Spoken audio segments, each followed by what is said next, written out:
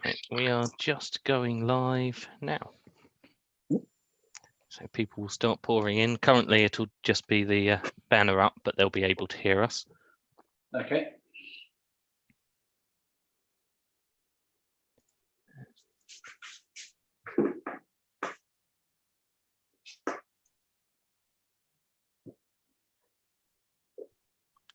And there we go. We are live across the board. That's cool. All the streams are live.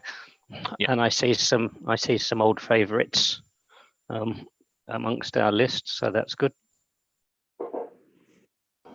And also welcome to new people who are watching from somewhere else.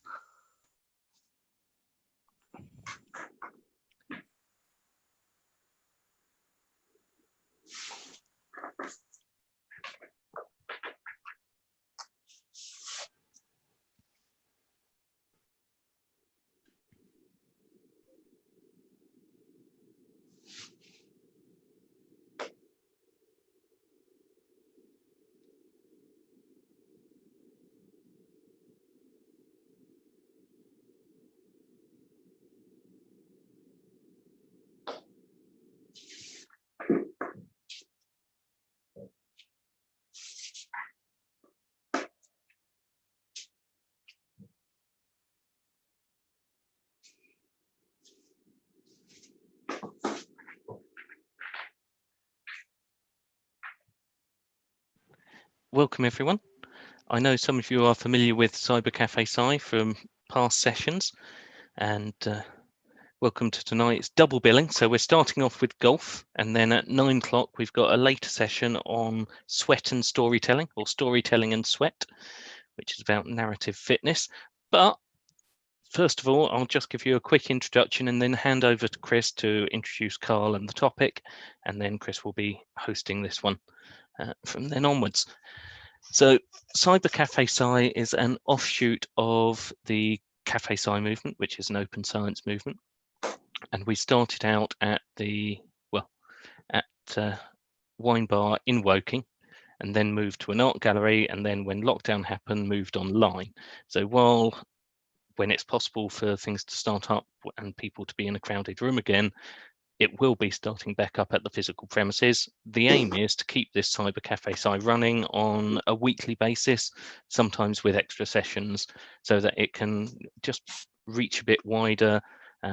We've had some international speakers that would have been impossible to arrange otherwise, and we're really quite excited about the potential, to be blunt. So, for those who haven't attended before, and for those who have and may have forgotten, we encourage you to have a drink in hand, to have your feet up, maybe some snacks, relax, and particularly ask questions during the session. So if you do want to ask any questions, your options are either to drop it in the chat or to put it in the Q&A, and there will be a Q&A button. And then the host, in this case it will be Chris, will rudely interrupt the speaker to ask the questions, start discussion. And they've also got the ability, if there's a particularly interesting discussion, everyone agrees, to bring you up onto the panel so you can talk directly to Carl about part of the topic. Cyber Cafe Sci obviously is scientific. However, our definition of science is quite broad. So it's anything where there's rigorous research, where there's technology, where someone's put the effort into it in a scientific way. And obviously in this case, we've got Carl, I believe it's head pro at Woking Golf Club. That's right. Yeah. So I don't know much about golf myself, but head pro at Woking Golf Club, I'm assuming, is the head professional golfer at Woking Golf Club. Correct me if I'm wrong. So obviously knows an awful lot more about golf than I do, and you've already shown us some of the scientific equipment you've got in the background there. So without further ado, I will hand on over to Chris, who will cover anything I've missed and pick up from here. And Chris, I will just grant you host as well. Thank you very much. That's really cool, isn't it? Being granted host. It's amazing, isn't it? James, by the way, does the technical stuff for this cafe as well as actually organizing it and getting the speakers. So thank you very much, James. And he's going to be taking a little bit of time off in a minute. So I think he's got to have dinner or something. So he'll be watching this, but not hosting it. So you're left with me, and I'm more used to doing the live ones. Carl is the pro Yes. from Woking Golf Club. Woking Golf Club, I look at Woking Golf Club from my balcony. Actually, our balcony overlooks the 18th, I believe it is. Although I once thought it was the 13th, but that shows how much or how little I know about golf.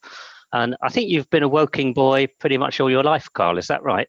No, actually, only came to Woking for this job, but I have been here a number of years. A long lot of years. Lots of years. Yeah, so many years that we think it's actually your age. That's why we think you were born here. I've been here. 21 years, there you are. That's why we thought you'd been here all your life. Was born here. Anyway, and Carl is in his golf studio, but I'll leave him to talk to you about that. An interesting thing, I mean, Cafe Sci is a very informal and open forum for science, and we get a lot of people who we call early years researchers. That means graduate students, sometimes undergraduates, because they're interested in the science they're talking about. And we also get what we call ordinary people.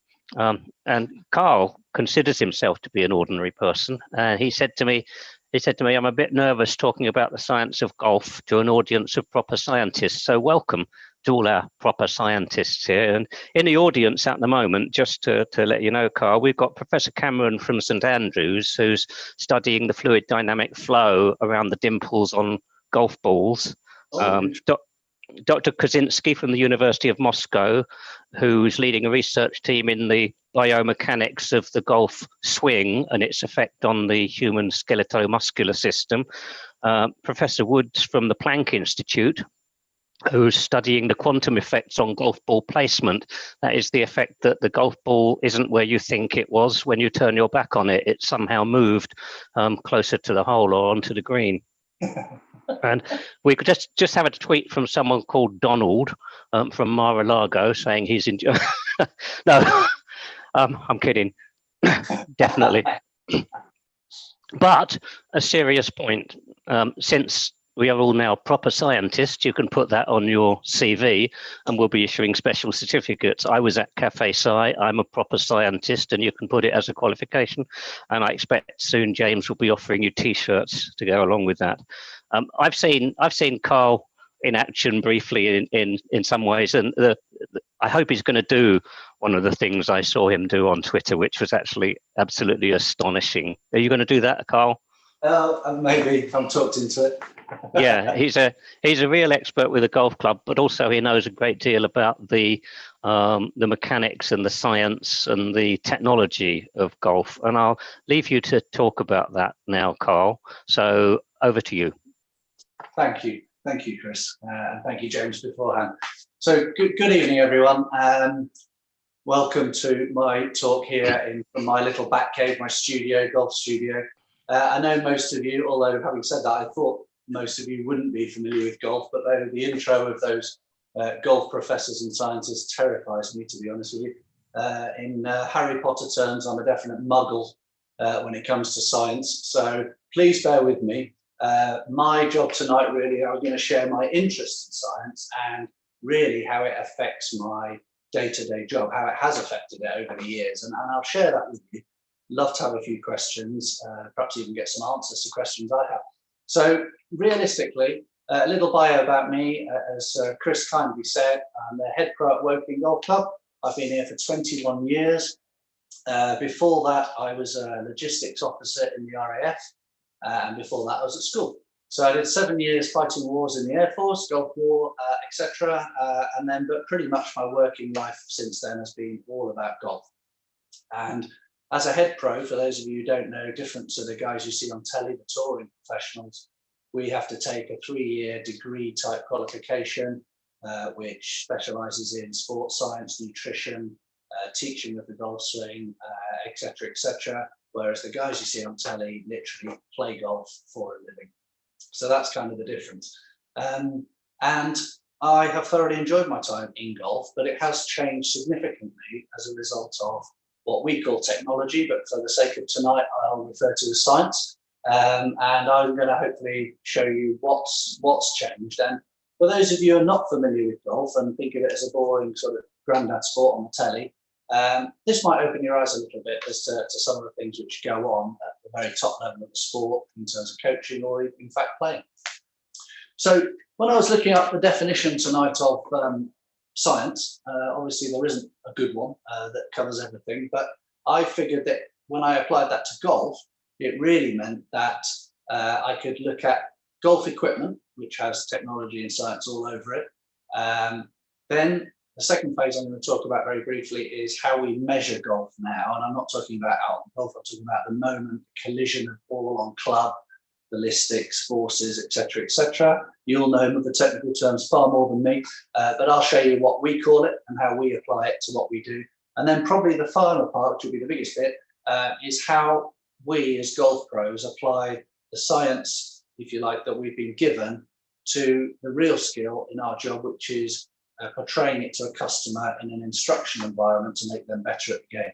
I don't earn any money at all through science. I earn all my money by making the science make people better golfers. And it's as simple as that. So it might be interesting for you guys to see how we use the science and translate it into human speak, if you like, so that golfers can golf better, which makes my job much easier.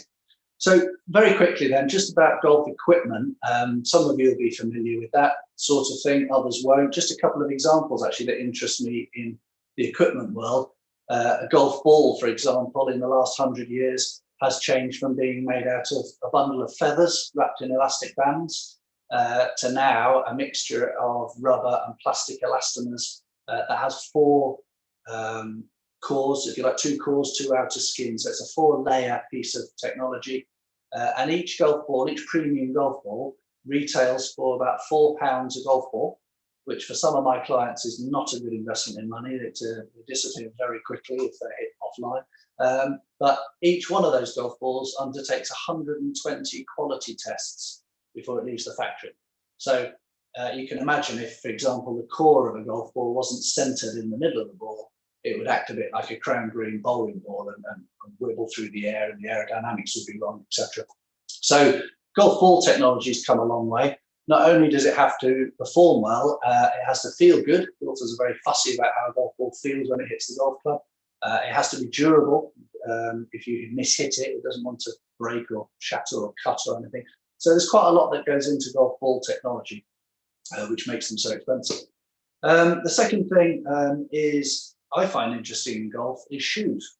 It's often an overlooked part, and actually, as you'll see a bit later on, some of the forces that are applied during the golf swing mean that the rotational force needs something anchoring it to the ground. And if you tried to play golf, for example, in leather-soled shoes, you'd find very quickly that you couldn't actually do it because the ground forces are not being, your legs aren't being held to the ground firmly enough.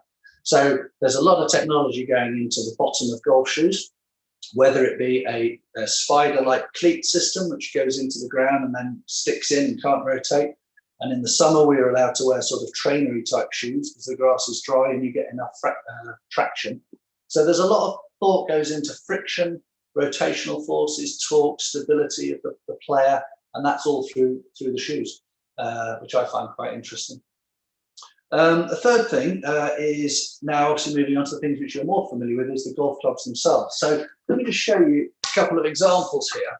These are what we call the irons in a range of clubs. You probably know those who play golf that each iron on the set, and there's up to 12 or 14 you can carry, but some are putters and things.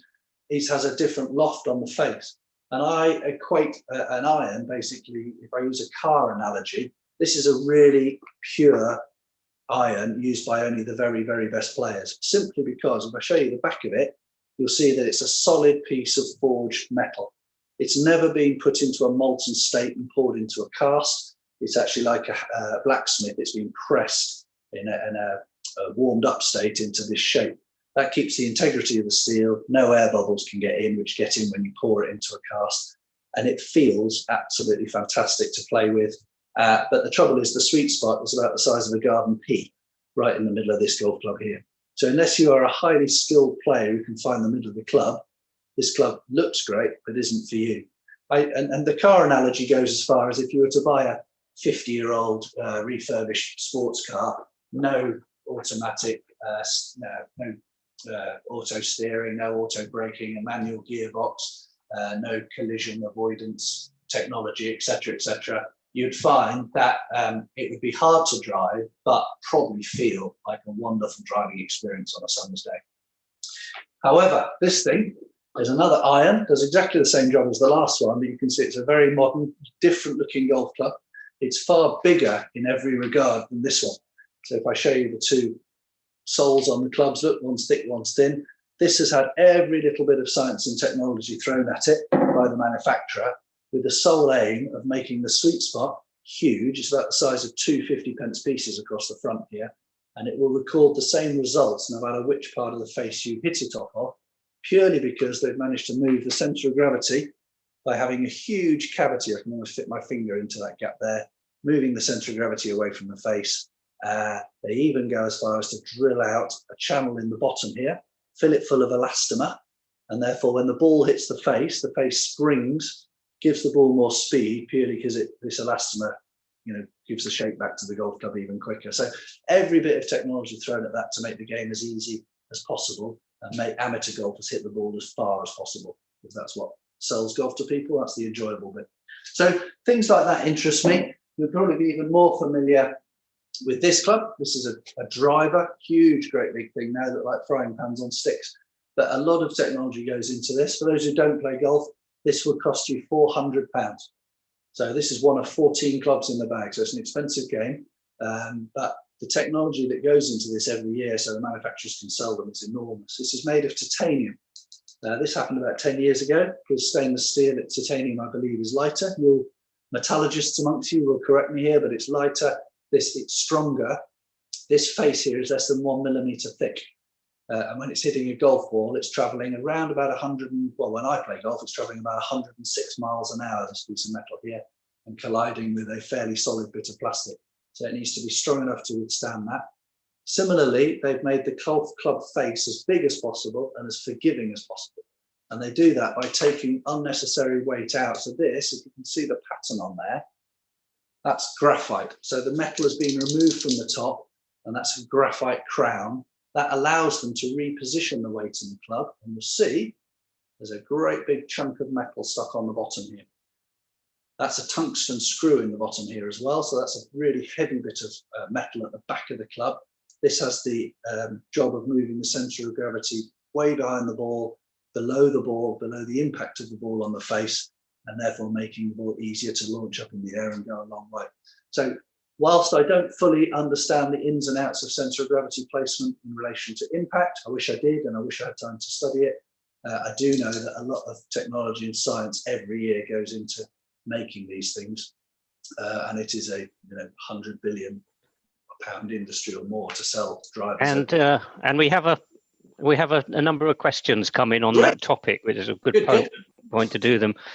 First of all, if everyone can buy smart clubs, how do you tell who's the champion?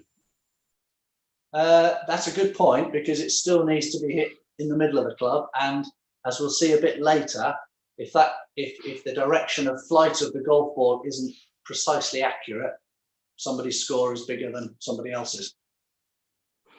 Okay, and a related question, probably from a golfer, I think, is all this smart technology ruining the game of golf? Oh, that's a really, really good question.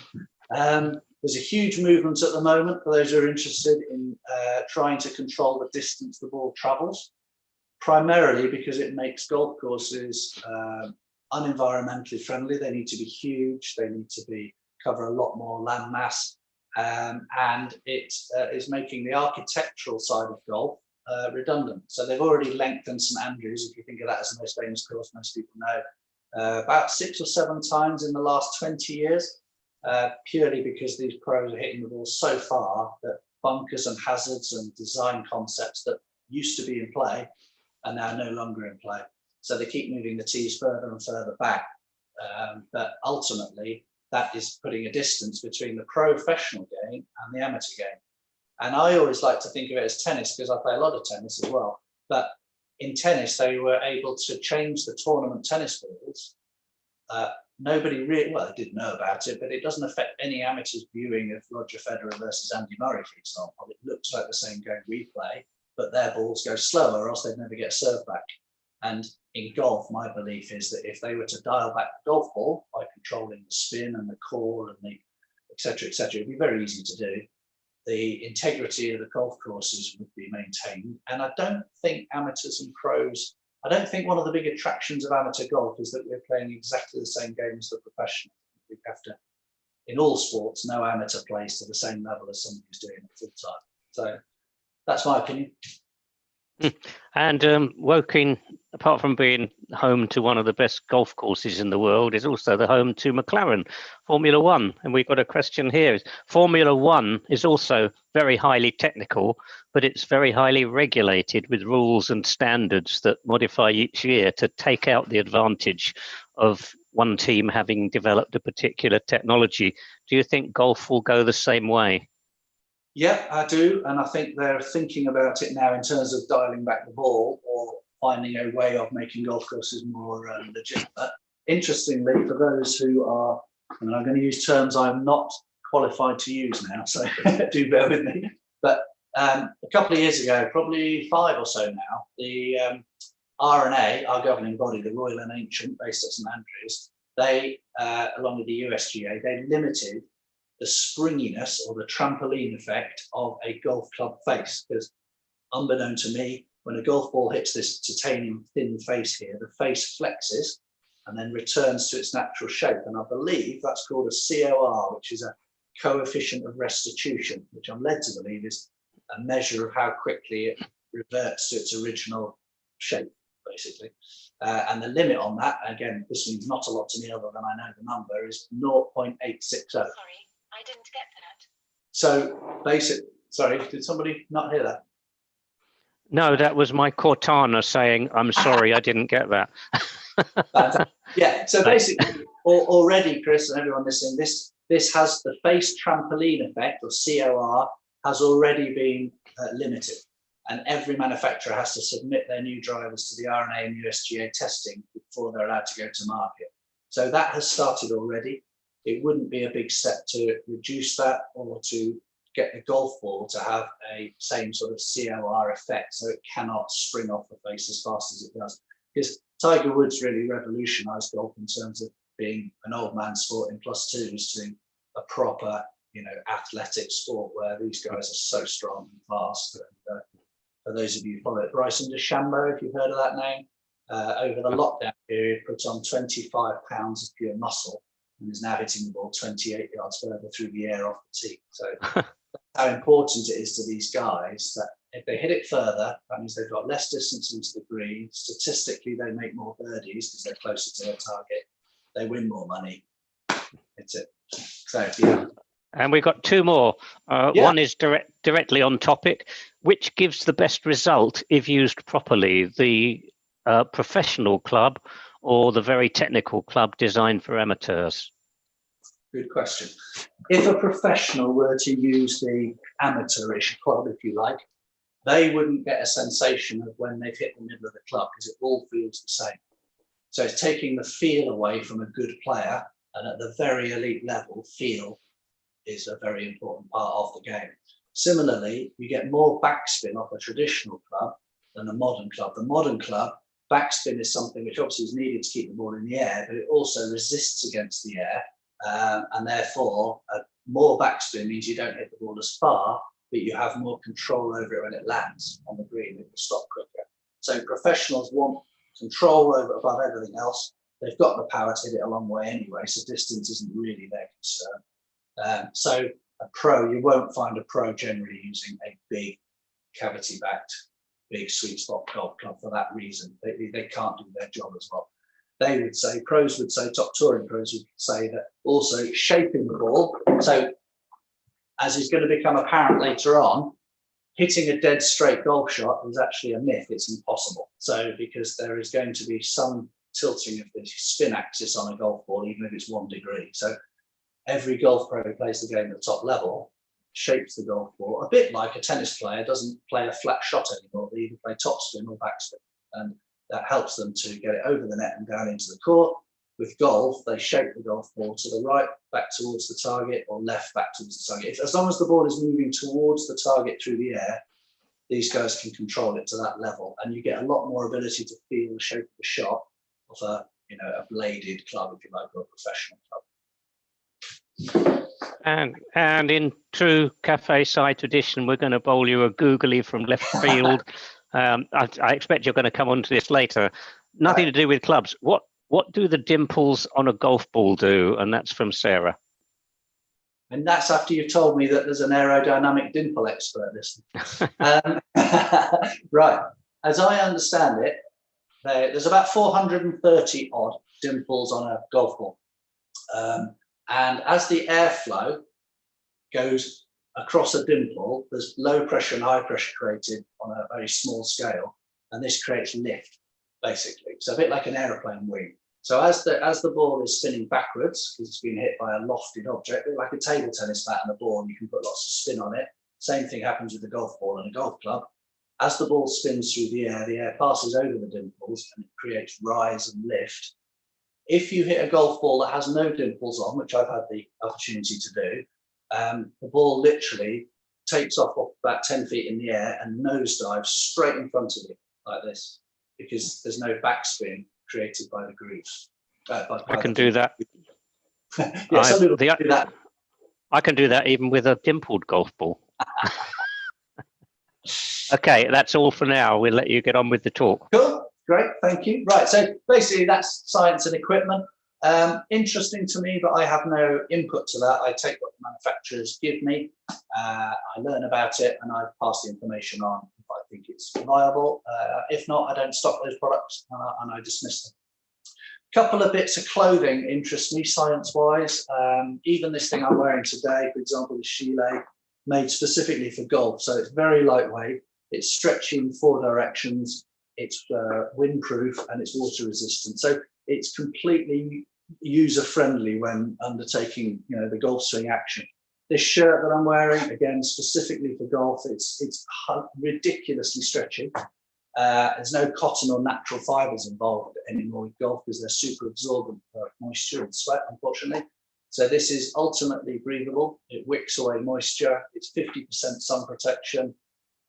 It's very stretchy again in all directions. So all the clothing really fascinates me for golf, because if you go back 30 years, everybody wore +2s and tweed jackets, and you wonder how they actually thought about playing the game. I think I remember seeing a documentary where they climbed up Everest in tweed jackets.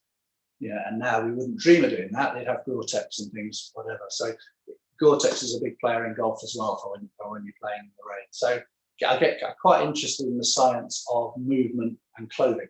Interesting. So really that concludes my equipment bit. I'm going to move quickly now on to the bit where we start recording golf swing interaction between club and ball. And this is why we built the studio 2 years ago. It's happening all over golf, but it's really been the big breakthrough on understanding golf. So if we go back 21 years when I came here as a younger man, golf lessons took the form of being outside, one-to-one, off grass. The relationship between the pupil and the coach had to really involve a trusting element where the pupil believed everything I was telling them about what was happening and why it was happening to their golf ball. And then what physical movements could I encourage them to change the flight of that golf ball. And often that was a difficult relationship because amateurs, golfers are, I don't know if they're like scientists, but they're incredibly dedicated to learning and reading and everything about golf. So they'll have 1,000,001 thoughts going around in their heads and preconceived ideas about what they're doing. When you actually show them a video of themselves 10 years later when video technology came along, it was nothing like what they thought they were doing. So this has been a real change in the way that we can conduct lessons. So if I just move out of the way very slightly, you'll see my studio here. I've got camera technology on all the walls so we can record every angle. But what I really want to point you towards is that little black box down on the floor that's got a flashing light on. That's what we call a launch monitor. And that has, for those techies amongst you, like the sciencey stuff, that has 4 cameras located in it. They're all pointing back towards the golf ball, and I put a golf ball in the way. And just to give you some idea of how advanced it is, it takes 150 pictures of the golf club in its last 6 inches of movement before it hits the golf ball. And when I tell you that golf club was moving at 106 miles an hour, somebody can probably do the maths, but that's a lot of individual photos to take of a golf club moving at that speed. It then, with the other 2 cameras, takes 150 photos of the golf ball leaving the launch area in its first 6 inches of flight. It then compares all 300 photographs, monitors every single movement of the club head and the dimples on the ball, every dimple, and it chucks them into an algorithm. And from those algorithms, it can predict the exact ball flight that is happening. Not only that, it does it in real time. So the minute I strike a golf ball, and we may see this in a minute, the projected flight of that golf ball comes out on that screen on a fake, on a simulated golf. It's unbelievable. There's not even a nanosecond of a delay. And that has really helped us to take that information and feed it across to students. So just to give you some idea of that, this is and bear with me here because I might lose some of you here, but this is the level of info that I get from that data that's coming off that machine. Just as a matter of interest, if you want to own one, that's a shade under £20,000. So a lot of money, but in our world now, absolutely essential. Excuse me. There we go. So as I say, the 2 sets of cameras, the one measuring the club head moving into the ball at over 100 miles an hour, that measures the following. How fast is the club head going in miles per hour? What angle of attack was the club head on as it approached the golf ball? Was it on the way down? Was it on the way up? Exactly to a tenth of a degree. What direction was the club head travelling in? So was the club head travelling to the right of the target? Was it travelling to the left of the target, or was it travelling pretty much straight towards the target? Again, to a tenth of a degree. What angle was the club face at? So the club face obviously needs to be roughly pointing at the target. If it's open or pointing to the right, a bit like a tennis racket, the ball will shoot off to the right.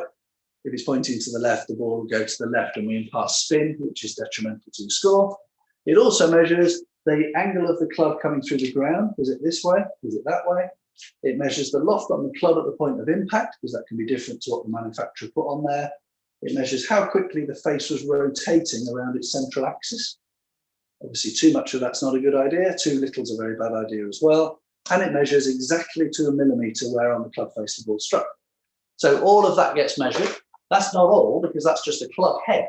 When you look at the golf ball now, it measures how fast was the ball leaving the club face at in miles per hour. What angle did it leave the ground at, the launch angle? Did it set off right or left of the target? Was the ball spinning backwards? Obviously it was, but how many revolutions per minute? And I'll show you some figures in a minute, which might astound you, but you're looking in the thousands. Was the ball spinning sideways? Because if the ball's spinning sideways, it's only a matter of time once the velocity of the ball dies off that the ball starts to bend one way or the other, which is obviously not what the golfer wants unless he's playing for it. How high did the ball fly? How far did it carry in yards? Obviously vital to know how far you hit it. How far offline did it land and finish once it had finished rolling? And what angle did the ball land on the ground? Because a top player will need to know what angle the ball is landing on so he knows how quickly it's going to come to rest. A ball dropped vertically, clearly it's not going to roll anywhere, but a ball coming in at 30 degrees, 150 miles an hour, is clearly not going to stop dead, it's going to shoot forward. So all of these things a good golfer will be thinking about, and now we can quantify. So you can see that for 20 grand, you get a lot of information. And really the job of me as a pro in the last 10 years or so has been to become aware of this information, find out which bits are actually important for each individual golfer, poor golfer, good golfer, old golfer, disabled golfer, anybody at all, and say, right, let's focus on these couple of bits, because that's what's taking away from your enjoyment of the game or your ability to play the game to the level that you want. So that's really where we're at in terms of measuring the point of impact. Now, if somebody paid me a year's salary to go and study, which I'd love to do, this is the bit I'd really like to focus on, is the I think you guys might call it sort of a collision science, if you like, when one object hits another. Because I've got a funny feeling that there's quite a lot of golf results that are still unexplained slightly in terms of collision. Because when you take a driver remind you what that looks like, this big face here, you would think, wouldn't you, logically, that this face of the club where the ball's hitting is flat, is completely made flat, so it's predictable. But that is incorrect. It is actually domed, completely domed. So it's higher in the middle than it is on the sides and the top and the bottom. And the laws of collision on golf balls mean that for some reason, which I've got to get a little bit more involved with, it is going to straighten up balls that are not hit on the centre of the club, so away from the central area. By having the face not flat, there's an effect where the ball flight is corrected for that player who's missed the middle of the club. So that sort of thing really, really fascinates me. So what I'll do, if you don't mind, if you bear with me for a second, I'm going to put a slide up on your screen now of a photo of a screenshot that I took earlier and show you that after every shot, this is the information that we get. So bear with me a second. Right. Good. I think you can all see that. Okay, so that's what comes up basically on my TV screen to the side of the studio here. And just, I mean, you can't see me now so much, but just you can see that across the top in the data there, you can see how fast the ball was going, 149 miles an hour. The club head itself, the golf club head at the point of impact was going 106 miles an hour. So the relationship mathematically between the two, 1 divided by t'other, gives you an efficiency rating of 1.41. That's something we can share with the customer to say, you're not getting the best out of your golf club because your efficiency is poor. You're not hitting the middle of the club. This is actually one of the drives I hit earlier. And you can see I didn't quite hit the middle of the club there, because if you look in the bottom right of your screen, you'll see a red mark on the club face, and that's exactly where I hit it out of. So it's a little bit low on the club face. The maximum efficiency you can get with a driver, for just for interest's sake, is 1.45, about in that sort of region. And the more lofted the club gets, obviously you're getting less energy transferring from club to ball because some of the energy is going upwards. So with a pitching wedge, for example, the club that sends the ball high in the air onto the green, the best efficiency you can get is about 1.15. So somewhere between 1.15 and 1.45, all the golf clubs in your set reside in that area. But that gives us a really good idea as to how well somebody struck the ball. You can see my carry distance, 233 yards, and a bit of run on the ground, 249 yards altogether. The ball was offline, off target by 8 yards, which, given that fairways are on average 30 yards wide, means that that was a successful blow with the golf club. So you can see here on the top bit of the screen, top left now I'm looking, the path of the club was actually traveling, not down the target line, which is the perforated line, but was traveling to the left of the target. But the face was correspondingly left open a couple of degrees, and that's why those two wrongs, if you like, made a ball bend from left to right. I mean, it's all happening a bit quickly for you here, but that's how I basically played a game, with the ball moving through the air from left to right. So a bit like Tim Henman used to play tennis, a lot more backspins, cut spin than top spin, whereas Rafa Nadal plays, spin all going in one direction. And we tend to find top pros prefer to move the ball through the air one way or the other. But what I want to do now is just show you another photo, because I hit 3 drives earlier, and I kept these for you so you could see what happens. Right, let me just get this one right. I think we need that one. Okay. Okay, so here we are. These are the 3 drives that I hit on the screen now. The first one is the top one, second one and third one, all hit with a driver, the biggest club in the bag. And what I want you to see is that in the very top left-hand bit of the screen, you can see it says this is ball data. I'm going to show you in a minute the club data for the same shots. So each horizontal line is all the data from one shot. Take the top shot then, 149 miles per hour, the ball left the club face at. So you wouldn't want to get in the way of that. That was moving. The ball launched at 11.8 degrees from horizontal off the ground, which is about right for a driver.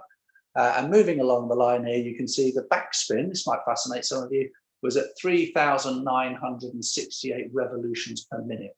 That's a little bit high for a perfect drive, but you can, with a pitching wedge, you can actually get that number up to about 11,000 revolutions per minute. The ball is spinning backwards. which when you just think about that for a minute, it would almost burn your hand if you could hold it. It's spinning back quickly backwards. You can see the side spin on the ball was 361 revolutions per minute. So that's not much bend on the ball at all. 250 revolutions is dead straight. About 750 is a bit too much. Okay, and you'll see why in a second. Moving along there. Can I interrupt you? And we've got yes, of course. Yeah. A couple of questions here. Could you feel what the computer told you? Yes, I can, because I'm a professional and I've done it a lot. If I was wearing a blindfold, I could have told you what sort of shot I've hit. That isn't the case with all the people I teach, because they don't have that feel of the game that perhaps I have. And that what we find is the knowledge of this information linked them with that feel. It confirms, what they felt, and then by repetition, they then gain the feel. That was that same shot again. That was that type of shot again. And whereas before, if you imagine just hitting balls blindly outside on a driving range, for example, you've really got no idea what actually happened. It is literally a guessing game. Whereas the level of information here is so that there's no stone unturned. So yeah, good question, but I can feel it. And you'll see these three shots are very, very different, as you'll see in a minute, especially in the results. And yet there's a lot of similarities amongst them. It almost goes to show how good a game, how good players are at this game. Okay, and I think this is the same question. Could you feel that you hadn't hit the best shot? Well, that one was quite good, that one. There's worse ones to come. Same. Yeah, you can definitely feel, if you play tennis and you don't hit the middle of the racket, you're happy to keep the rally going, but it wasn't your best shot. And in golf, with the racket, the ball, if you like, the club and the ball being, the relationship between them is so ridiculously unrealistic that the chances of you hitting the middle of the golf ball at 106 mile an hour club head speed every time is ludicrous. So it's a game of managing how bad you are rather than how good you are, if that makes sense. The better players do bad golf better.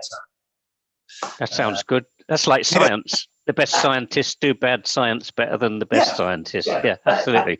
That literally is it. I mean, I joke about it, but that is literally it. And I'll often play in pro-ams with amateurs. I will hit a terrible shot. Technically, it'll be an awful shot, but it'll go somewhere near where I was aiming, whatever. And my amateurs will go, great shot, because they haven't felt what I felt. They've just seen the result. And, but I know really it was a terrible shot. And I've got, go on.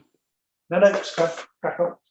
I've got three questions here, and two of them are quite random and out of order. So this is just to give you a chance to relax and spin from side to side while you change context. Why do golfers wear a glove on their alternative hand and not a glove on both hands? Very good question. I'll just get a clock.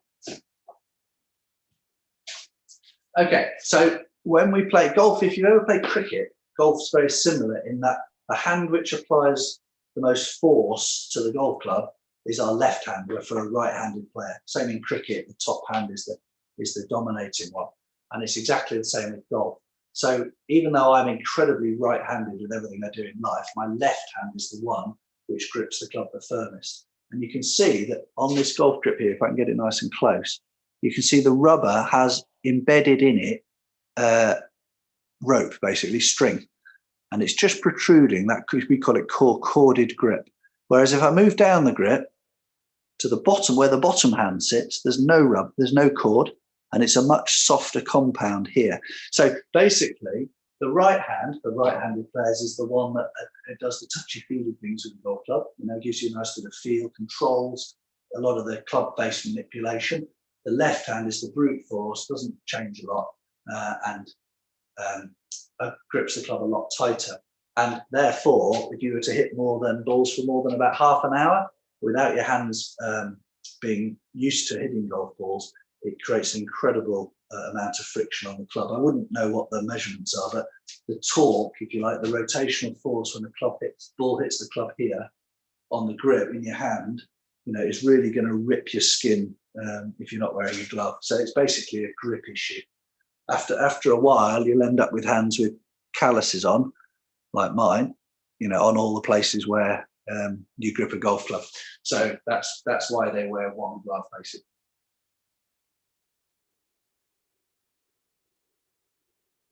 Does that answer the question, Chris? Yes, that did. Thank you. I'm going to save one question for later because I'm sure you're going to talk about ball technology. So I'm going to take these out of order. David asks, some pros talk about compression and hitting down on the ball. Why is that better than hitting the ball up? Really good question. Let me start by answering that with the human brain, if left to its own devices with golf, assumes, and there has been tests done on this, but it makes a massive assumption that the implement that you're hitting the golf ball with is basically a hockey stick. In other words, it has no loft on it. This has got 0 to vertical club face. If it were a hockey stick and you were trying to hit the ball over a tree, you would have to create loft on the ball, on the hockey stick, wouldn't you? You'd have to find a way of elevating the ball in the air. And you've all seen golf, the golf ball goes really, really high anyway. However, if your hockey stick had its face set back 45 degrees, you wouldn't therefore now need to hit the ball on the way up. In fact, the best way you could actually achieve hitting the ball in the air is to have a downward blow on the ball. Think about a swimming pool. If you were to splash a mate of yours who was 5 yards away from you in a swimming pool, you wouldn't pick up a handful of water and try and throw it towards them. You'd actually angle your hand subconsciously and you'd ram it down into the surface of the water. And the angle of your hand will dictate at what trajectory the spray of water goes up at. I hope that makes sense to people. If you had your hand angled downwards and hit it into the water, there would be no splash. If you angle it backwards and hit it into the water, you can project the water quite a long way. Much further than if you try to scoop the water and hit the water upwards. And that's exactly the same with golf. In fact, I go as far as telling you that a ball that's sitting on the ground, so not on a tee peg, where we can only use a tee peg for our first shot of every hole, but when it's sat on the ground on the fairway, unless you have a downward angle of attack on the ball, you don't hit a good golf shot. Impossible. Because if your club is on the transition on the way up, it means that the leading edge of the club is going to hit the equator. It's going to hit the equator of the golf ball. So it must be on a descending blow. Otherwise, if this golf club head is in any way on the way up, you don't hit the middle, you don't hit the bottom of the ball, you hit it halfway up, and that's the one which skinnies along the ground forever. Thank you. Okay. And a comment, I think, well, a trenchant criticism here. Sarah observes, why is the side spin so high on your third shot?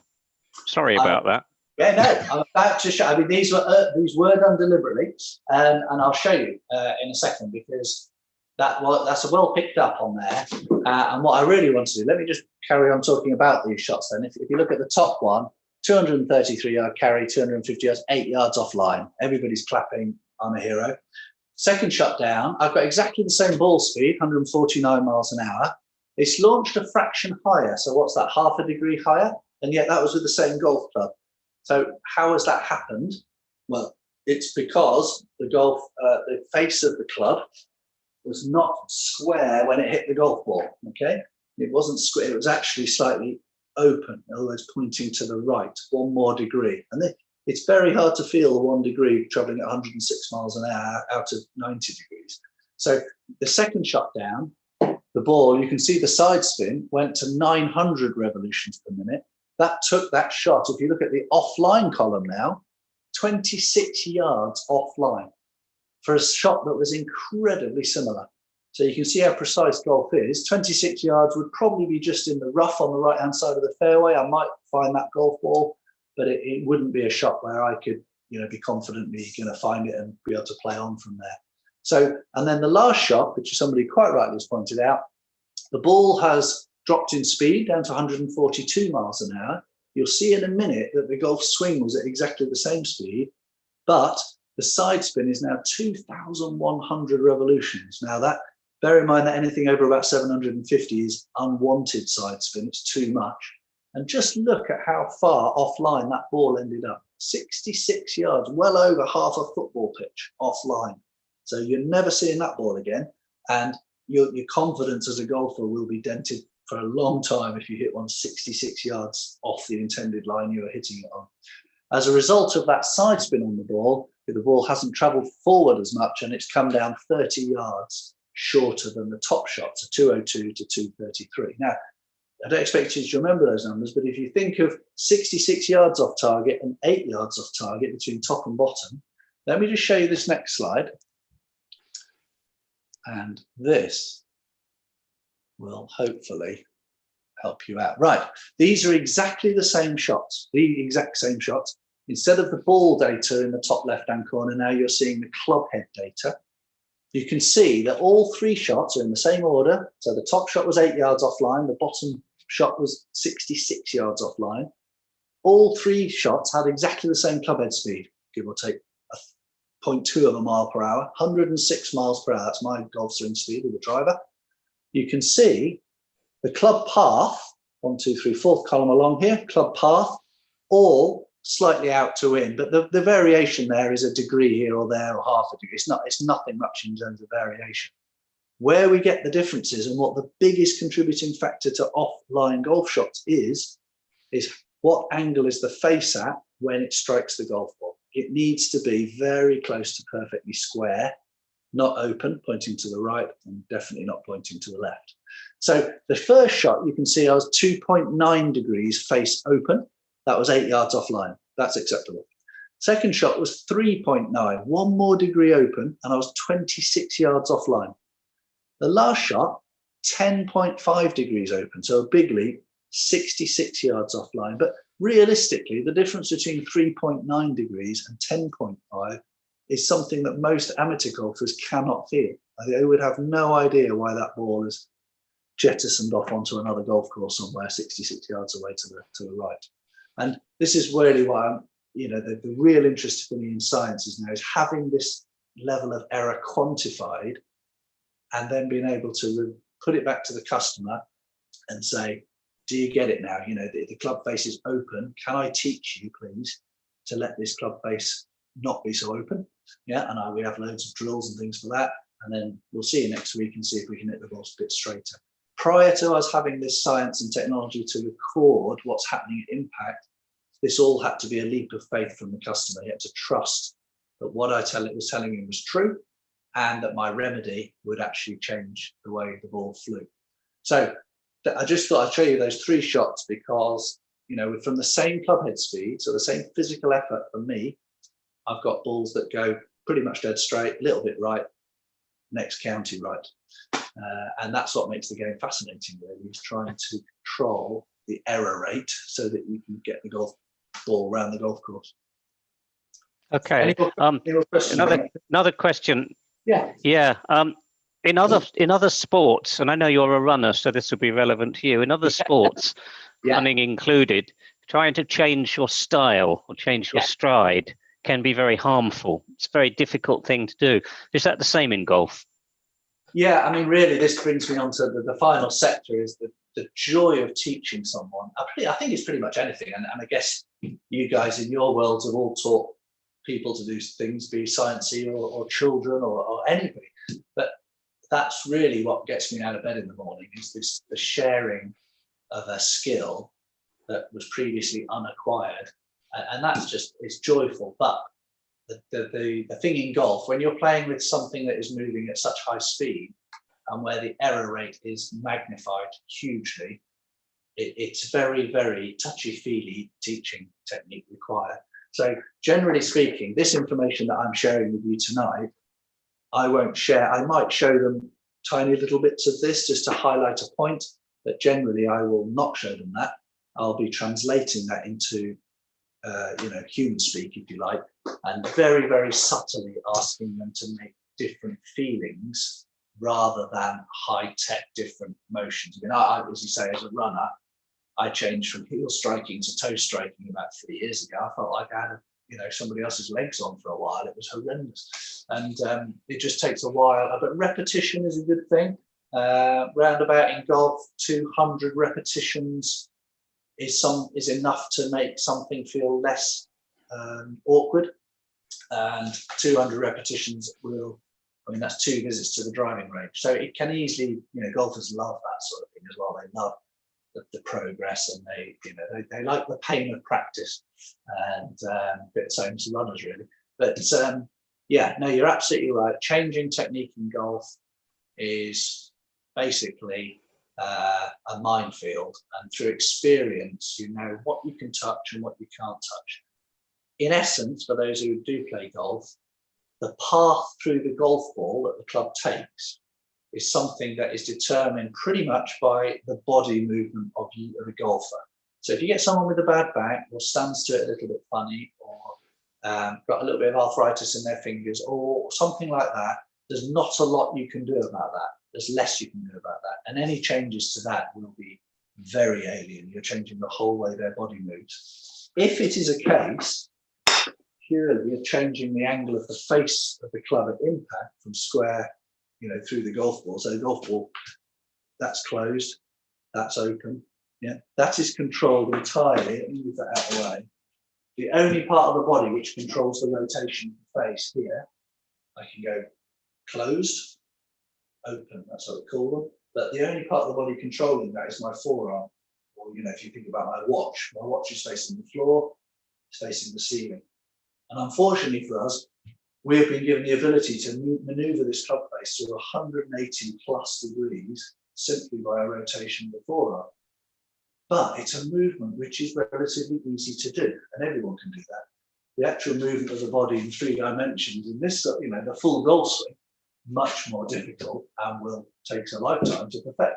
So applying a different angle of club face to the ball is something which is relatively easy to do and has the biggest effect on the ball flight, and therefore on people's improvement and joy and my reputation as a coach. So all in all, we have to be careful what we touch and what we don't touch. But yeah, great question.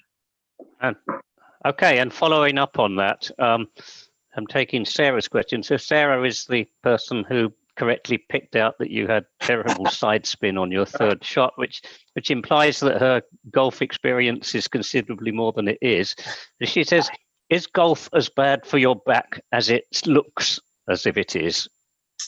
That's a good question. I have suffered with a couple of backs, but nowhere near as much as I've suffered with my knees. For example, I've had 2 knee operations and no back operations. Interestingly, if the correct posture is adopted for golf, the spine stays relatively straight. So when just in simple terms, when we teach, if my spine stayed straight here, like my finger, and rotated around a single axis, it's not being put under any stress. If my spine is in a poor shape and got a curve in it, for example, and now you bend it, the forces, it hasn't got a central axis around which to bend.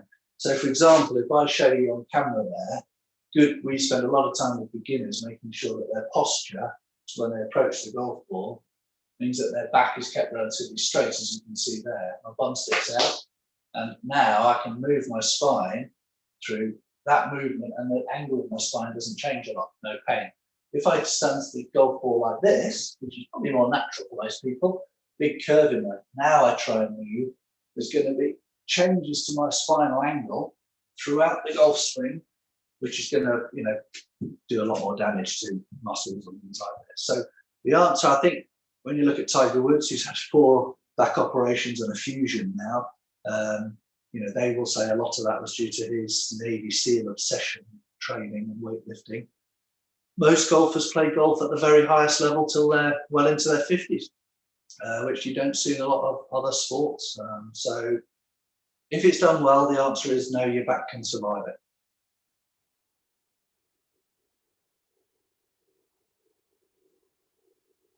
Any more questions, Chris? Yes, we have. Thank you for that.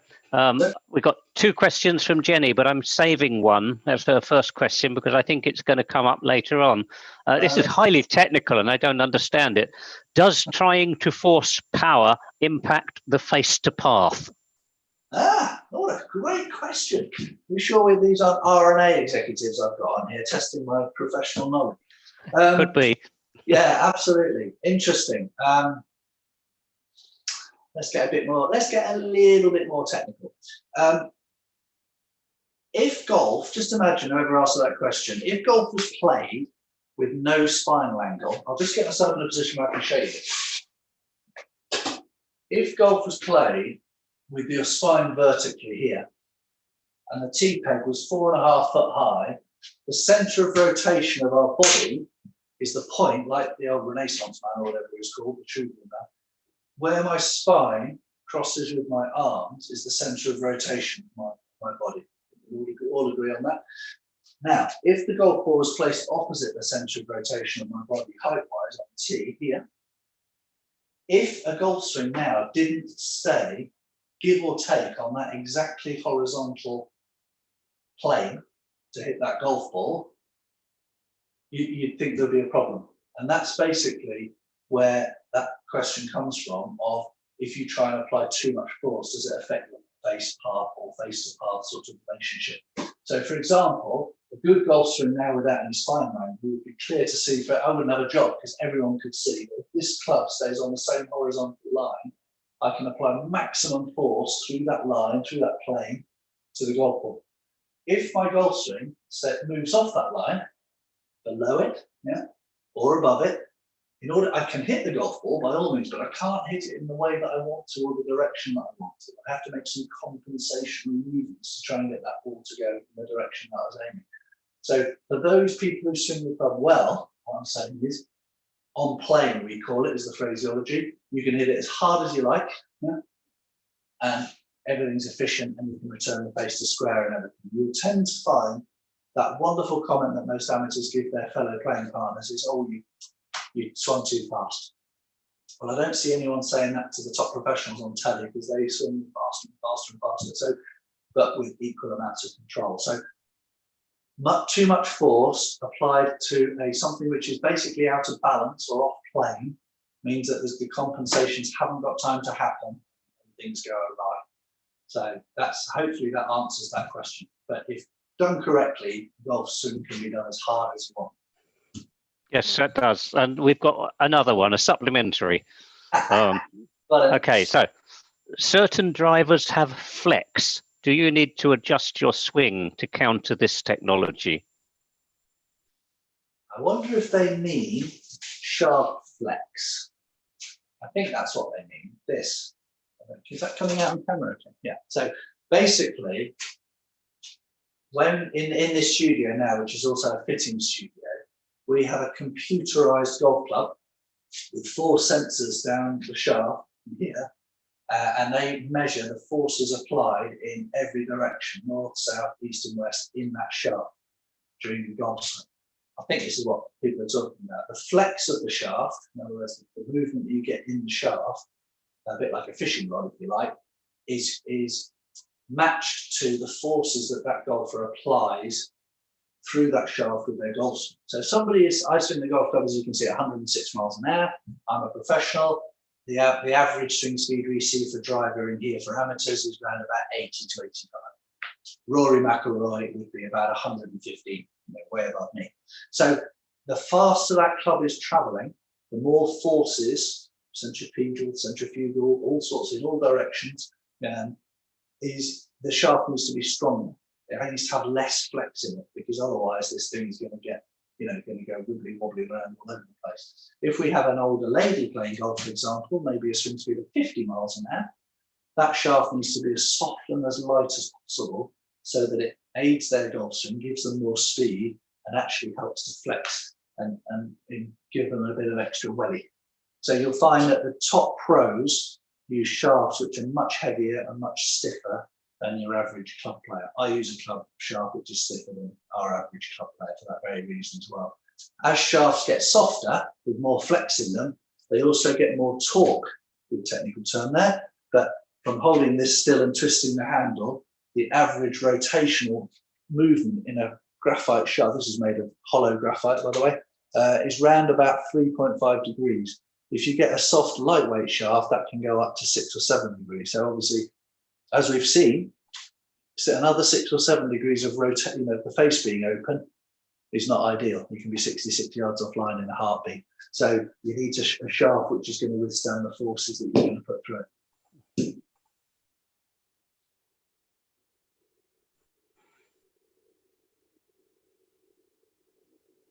All good, Chris?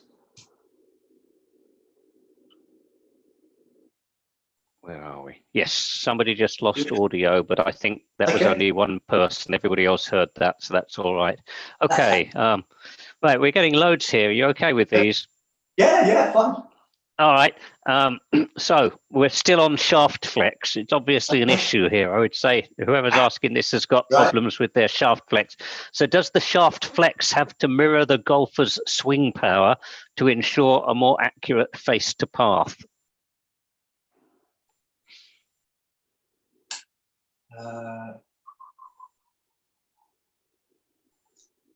That's a really good question. Yes, in a small way. I mean, ultimately, the face to path is governed by the human interaction with the golf club. So, as I said, the face is predominantly controlled by that movement in the body, and you get 90 degrees of turn there. The best way probably me describing it is if I used a ladies' club, so really, really light, super flexible. I might have one here actually. Right, here's a ladies' version. Bit gender stereotype, it's all in nice purpley pink colours. But the ladies' shaft, it weighs significantly less. It's almost the equivalent to a badminton racket versus a tennis racket. It's that different. But the flex is much, much greater. You know, it's really, really soft and soggy, that one, compared to the shaft that I would use. So what will happen is that in my golf swing here, when I apply the force to change direction at the top and start to really get some speed into this golf club, my hands will go whizzing ahead, and the softness of the shaft will leave the club head basically lagging behind, because the shaft is going to want to bend backwards, if you can see that. Yeah, it's going to want to not catch up, basically. It's going to be bent this way. And therefore, I will feel, through impact, I'll feel like I'll lose control. And that will, in that instance, leave the club face slightly open relative to the path.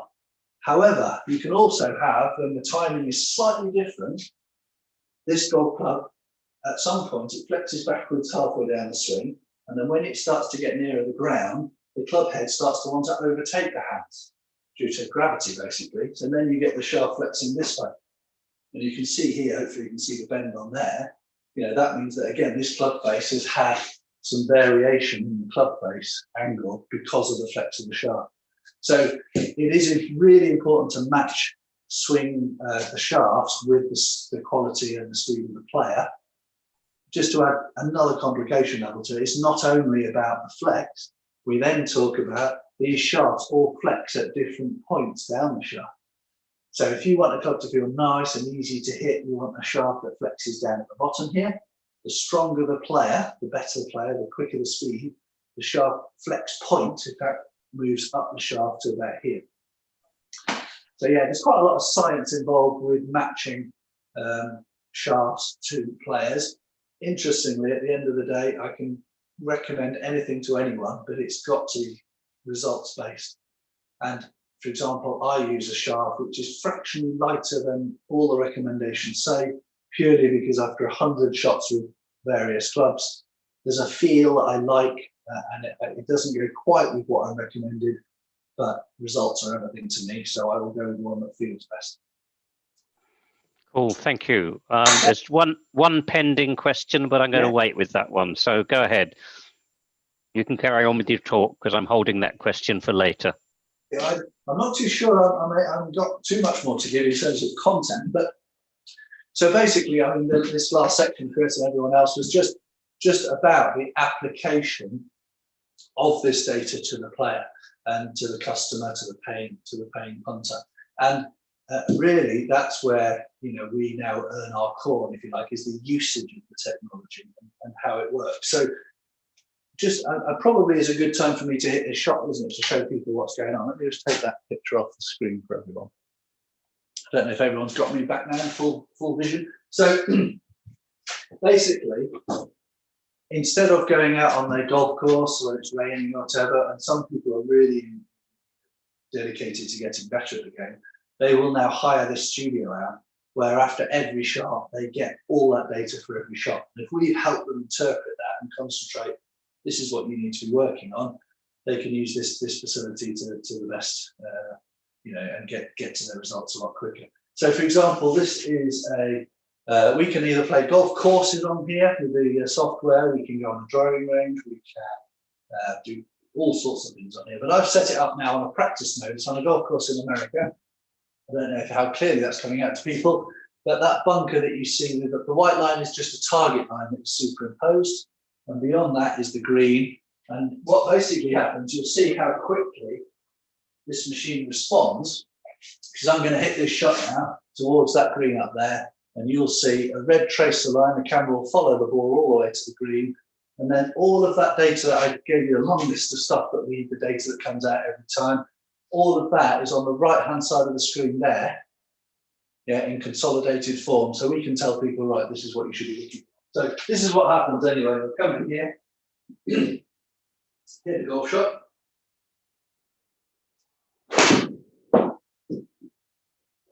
Okay, you can see the ball flying through the air, a little bit short of the green, or short on the green, but short of the flag. And you can see my red tracer line here, so I know the ball bent in the air a little bit to the left, and then I can see all my speeds, spin rates, and everything on this side. So I can actually now hit another shot and another shot and another shot, and change or work on things that my coach has helped me with to get that better and better.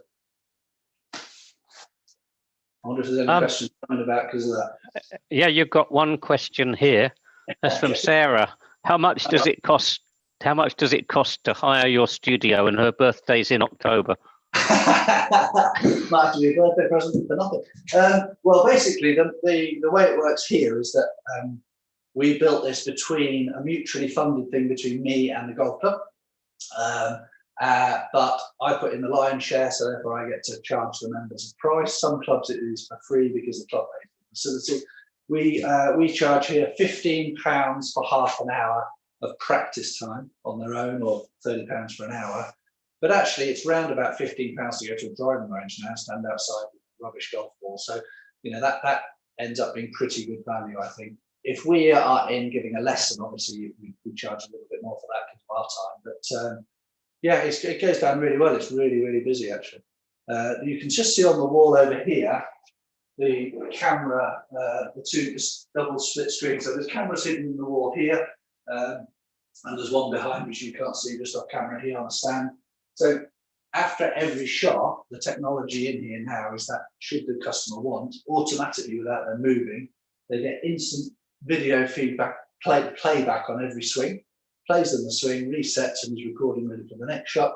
And it's exactly the same with the screen in front of you. All the data comes up and then it's ready again for the next shot. So it's 15 minutes of hard work. You never have to go and pick your balls up. Never rains in here. Perfect. Well, you might have a customer there, I think, actually. Yeah. It's very cool. And one last question here. Would a golfer's game improve if they used a brand new ball for every shot? No. Categorically not. No, the durability of the balls now is such that you can even hit the ball halfway up to the sharp edge of the club here and it doesn't break the skin. So no, there'll be no improvement whatsoever. It's really interesting that going back to the data we get here, if only two things you got right in golf at all, your path and your face, the path of the club head and the angle of the club face have to work as a pair. So just that might be worth a little bit of explaining again. So for example, I don't try and hit the golf ball straight, which a lot of people might go, why don't you do that? Well, because it's impossible to hit a golf ball with zero side spin. So if I aimed at the target, by definition, my ball is going to be spinning sideways one way or the other, even a small amount. So my ball is going to be moving away from the target either way.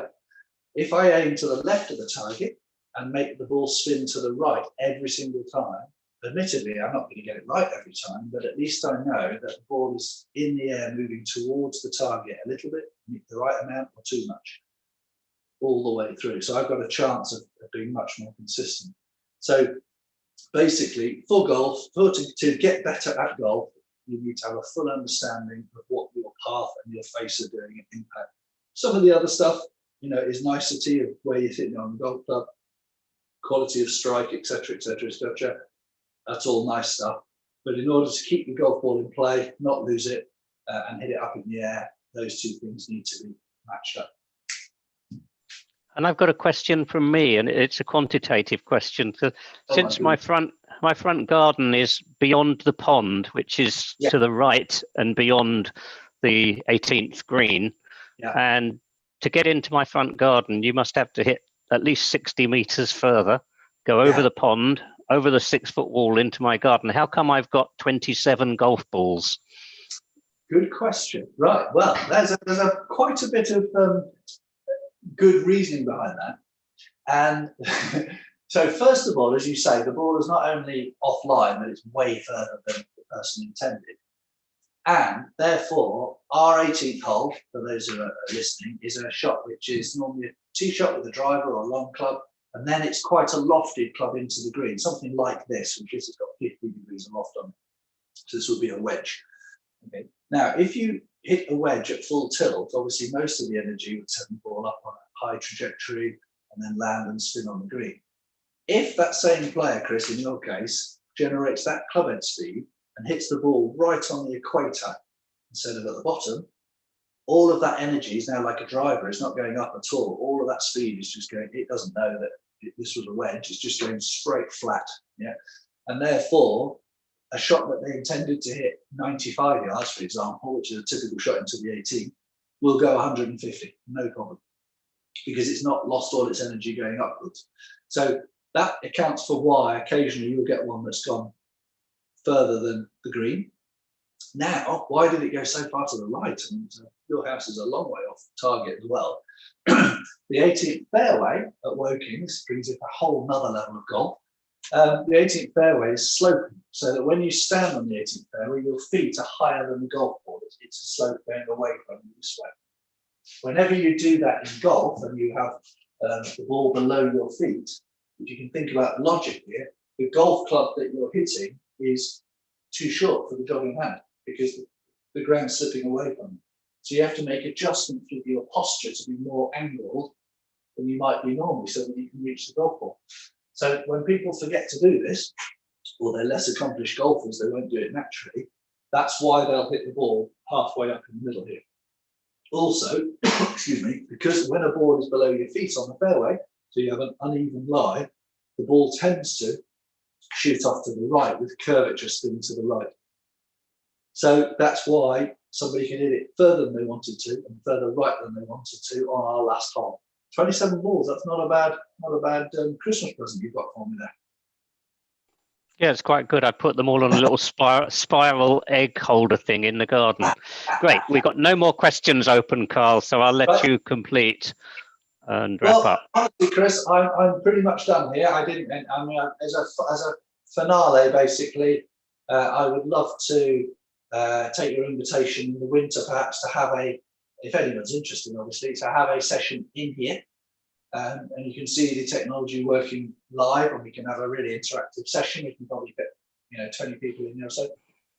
That's always an open invitation. But so finally, I'd just like to say thank you for the opportunity. I hope it's been interesting because golf is often considered boring, but I find it absolutely fascinating. And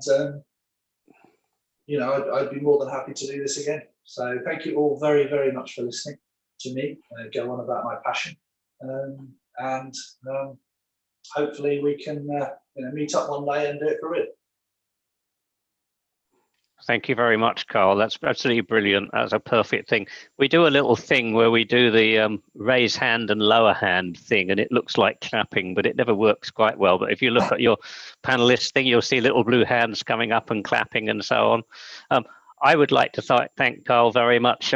Everybody who talks at a cafe side does so voluntarily and usually enthusiastically. So, people like doing it. I hope you've had a very enjoyable time. We certainly have. It's been absolutely wonderful. I think you've done proud for us proper scientists, and we're very happy to be labelled like that. For anybody who I know one person, the audio dropped out partway through. The sessions are recorded, so if you go to the cybercafe.science website in about an hour's time, the recorded versions will all be available on there, and you can link to them and share them with your friends. Sarah points out that we have lived here 25 years, so it's only just over one ball per year. Not bad, is it? I reckon that's still pretty good. It's pretty impressive that I kept them all, isn't it? Yeah, I've been just waiting for this moment for that. Anyway, thank you very much, Carl, and we'll definitely be taking you up once we get back to face-to-face meetings. There will be a Cafe Sci in the golf studio, and we very much look forward to that. Thank you indeed, and thank you to everybody else. I'm going to close the session now. And we got some comments coming in saying how fascinating it was. All good. Thanks for a very interesting chat. Absolutely wonderful. Have a good journey home. Well. And good evening from us. Just before you close the session, I am back. I've eaten now.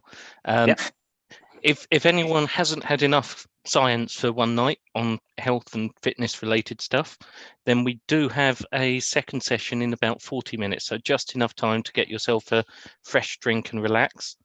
And that will be on storytelling and fitness. We thought we'd do a double bill of health today. Sweaty stories, I think. Is it sweaty stories? The science of stories and sweat. Science of stories and sweat. That sounds good. Okay, thank you very much, Carl. I'll see you on your way out. Thanks, Chris. Cheers. Bye now. Bye.